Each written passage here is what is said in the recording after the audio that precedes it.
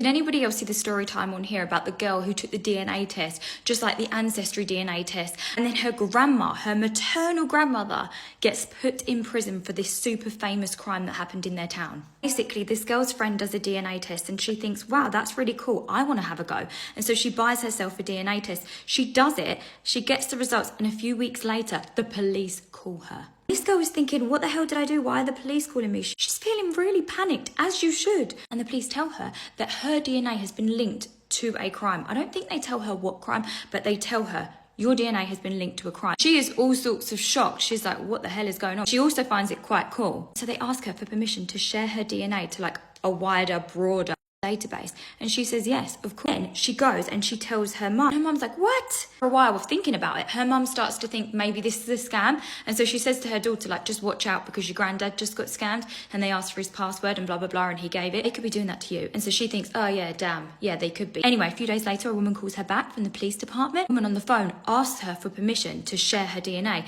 and she says, yeah, sure. And she says, okay, I'm just gonna need your password to your DNA account. So now this girl is thinking, yeah, this is a scam.